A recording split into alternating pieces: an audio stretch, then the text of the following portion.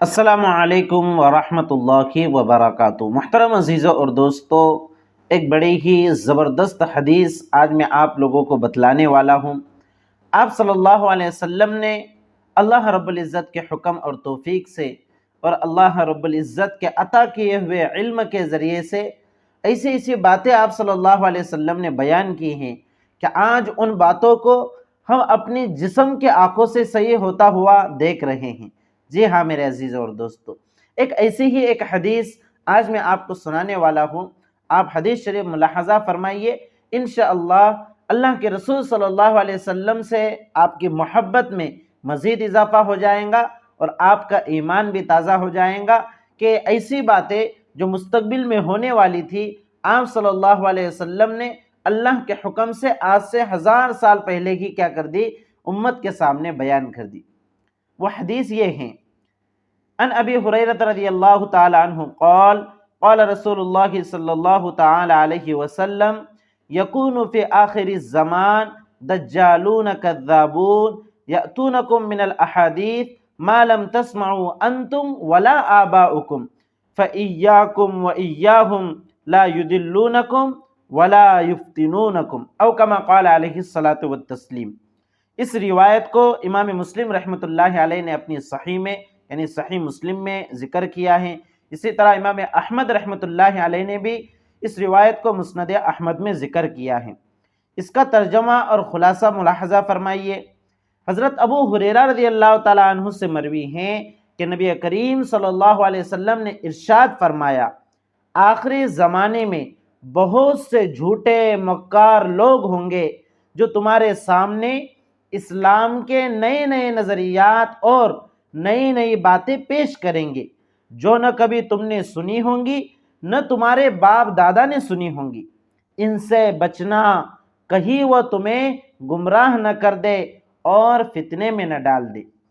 بڑی ہی پیاری اور زبردست حدیث ہے۔ آپ صلی اللہ علیہ وسلم کی امت سے محبت دیکھیے، آپ کی شفقت کو دیکھیے کہ آپ صلی اللہ علیہ وسلم نے صرف اپنے زمانے ہی کے لوگوں کو لیڈ نہیں کیا، صرف اپنے زمانے ہی کے لوگوں کی رہنمائی نہیں کی، بلکہ قیامت تک کے آنے والے نسل انسانیت کے لیے آپ نے ایسا راہ عمل اپنی احادیث میں ذکر کیا اور لوگوں کو بتایا کہ اگر کوئی ان راستے کے اوپر چلتا ہے، آپ کے بتائے ہوئے طریقے پر چلتا ہے، تو کوئی اس سے ایمان کو نہیں چھین سکتا، کوئی اس کو گمراہ نہیں کر سکتا۔ جی ہاں میرے عزیزوں اور دوستو، اس حدیث شریف میں آپ صلی اللہ علیہ وسلم نے فرمایا کہ آخری زمانے میں بہت سارے جھوٹے اور مکار قسم کے لوگ ہوں گے جو تمہارے سامنے اسلام کے نئے نظریات، نئی حدیثیں گھڑ کر پیش کریں گے، ایسی باتیں اسلام کے تعلق سے، ہمارے مذہب کے تعلق سے وہ ہمارے سامنے بیان کریں گے کہ وہ باتیں نہ کبھی ہم نے سنی ہوں گی نہ ہمارے باپ دادوں نے سنی ہوں گی۔ آپ صلی اللہ علیہ وسلم نے فرمایا کہ ان سے بچنا کہ کہیں وہ آپ کو گمراہ نہ کر دے یا پھر کہیں آپ کو وہ فتنے میں نہ ڈال دے۔ میرے عزیزوں اور دوستو، حدیث شریف میں دجال کا لفظ آیا ہے۔ ایک تو وہ دجال ہیں جو میں سے اکثر لوگ اس دجال کے متعلق جانتے ہوں گے کہ قیامت سے پہلے دجال اکبر ظاہر ہوں گا جو ساری دنیا کا سفر کریں گا اور اخیر میں حضرت عیسیٰ علیہ السلام نازل ہوں گے آسمان سے اور اس کو قتل کریں گے۔ ایک تو وہ دجال ہیں۔ یہ جو دجال کا تذکرہ آپ صلی اللہ علیہ وسلم نے اس حدیث میں کیا ہے، یہ اس دجال کے علاوہ ہے۔ جی ہاں، اصل میں دجال کہتے ہیں جھوٹ بولنے والے کو، مکاری کرنے والے کو، ملمہ سازی کرنے والے کو، کہ جو باطل کو حق بنا کر پیش کرے، جو جھوٹ کو سچ بنا کر پیش کرے۔ تو اس اعتبار سے یہ لفظ یہاں پر استعمال کیا گیا ہے۔ تو مطلب حدیث شریف کا یہ ہے کہ آخری زمانے میں ایسے بہت سارے لوگ ظاہر ہوں گے جو اسلام کے تعلق سے ایسی نئی باتیں پیش کریں گے امت کے سامنے کہ وہ باتیں کبھی امت نے سنی نہ ہوں گی، نہ علماء سے سنی ہوں گی اور نہ ہمارے باپ دادوں نے ایسی باتیں کسی سے سنی ہوں گی۔ تو بالکل نئی باتیں، نئے نظریات وہ امت کے سامنے پیش کریں گے۔ اب جو لوگ کمزور ایمان والے ہوں گے، جو آپ صلی اللہ علیہ وسلم کی اس طرح کے احادیث سے واقف نہیں ہوں گے، یہ لوگ ان کی حدیثوں کے، ان کی من گھڑت حدیثوں میں آ کر ان کی ملمہ سازی کا شکار بن کے اپنے ایمان سے ہاتھ دھو بیٹھیں گے۔ اور جو لوگ جن کا ایمان مضبوط ہے، جو ایمان جن کا بن چکا ہے اور جو آپ صلی اللہ علیہ وسلم کی اس تعلیم سے آگاہ ہیں، آپ صلی اللہ علیہ وسلم کی احادیث فتن کے تعلق سے انہیں واقفیت حاصل ہے، تو ایسے لوگ ان فتنوں سے بچ جائیں گے۔ تو میرے عزیز اور دوستو، آج اگر آپ غور کریں تو دنیا کے اندر ایسے بہت سارے لوگ ہیں جو دنیا والوں کو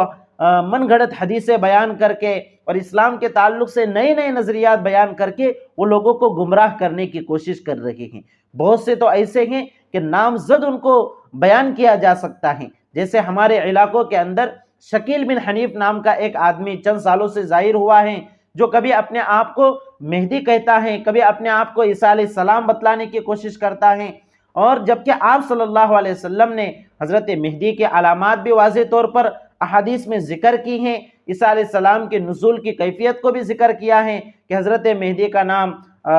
محمد بن عبداللہ ہوں گا، آپ کی والدہ کا نام آمینہ ہوں گا، اور آپ عرب میں پیدا ہوں گے۔ تو آپ صلی اللہ علیہ وسلم نے اس کی مکمل تفصیل بیان کی ہے۔ اسی طرح حضرت عیسیٰ علیہ السلام کے تعلق سے کہ آپ مشرق کے ایک گنبد پر آسمان سے نازل ہوں گے، فرشتوں کے دونوں کندھوں کے اوپر آپ کے دونوں ہاتھ ہوں گے، آپ کے زلفوں مبارک سے پانی کے قطرے موتیوں کی طرح جھڑ رہے ہوں گے۔ تو آپ نے ایک نہ ایک باریک باریک بات امت کے سامنے بیان کی ہے، لیکن لوگ اس سے واقف نہیں ہیں۔ تو وہ شکیل بن حنیف جو دربھنگا بہار کا رہنے والا ہے، لوگوں سے کہتا ہے کہ میں مہدی ہوں، کبھی کہتا ہے کہ میں عیسیٰ ہوں، یعنی مہدی اور عیسیٰ ایک ہی شخصیت کو قرار دیتا ہے، جبکہ حدیثوں سے واضح طور پر پتہ چلتا ہے کہ حضرت مہدی الگ ہیں، حضرت عیسیٰ علیہ السلام الگ ہیں۔ تو ایسے گڑمڑ کر کے ایسے نئے نئے نظریات لوگوں کے سامنے وہ پیش کرتا ہے، تو لوگ اس کی باتوں میں، اس کے جھانسوں میں آ کر اپنے ایمان سے ہاتھ دھو رہے ہیں۔ تو میرے عزیز اور دوستو، آپ صلی اللہ علیہ وسلم نے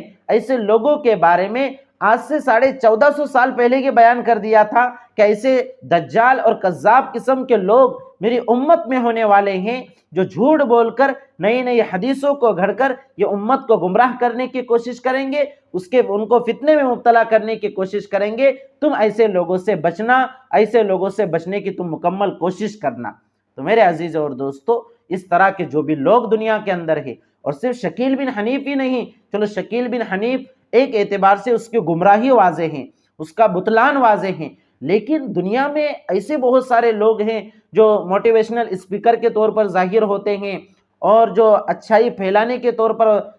سوشل میڈیا کے اوپر آتے ہیں، اور بالکل ایسے باریک اور چھپے ہوئے انداز میں اسلام کے تعلق سے نئے نئے نظریات وہ امت کے اندر ایسے ڈال دیتے ہیں کہ امت سوچنے پر مجبور ہو جاتی ہے۔ تو میرے عزیز اور دوستو، اس لیے میں آپ کو ایک بات کا عرض کرتا ہوں کہ ہمیشہ اپنے علاقے کے جو علماء حق ہے ان سے رابطے میں رہا کیجیے، ان سے علم کی باتوں کو معلوم کیا کیجیے، ان کی مجلسوں میں بیٹھ کر آپ صلی اللہ علیہ وسلم کی جو حدیثیں ہیں ان سے واقفیت حاصل کیا کیجیے، تاکہ اس طرح کے جو گمراہ قسم کے دجال اور کذاب قسم کے لوگ آج ظاہر ہو رہے ہیں، آپ ان کے گمراہی میں نہ پھنسے، آپ ان کے فتنوں کے اندر مبتلا نہ ہو۔ جی ہاں میرے عزیز اور دوستو، آپ نے دیکھا ہوگا ہمارے پڑوس ملک کے اندر بھی ایسے بہت سارے لوگ ہیں جو سوشل میڈیا کے اوپر اپنے بیانات اپلوڈ کرتے ہیں، اور ان کے چینل بنے ہوئے ہیں، اور لوگ ان کے سامنے ہزاروں کے تعداد میں بیٹھتے ہیں،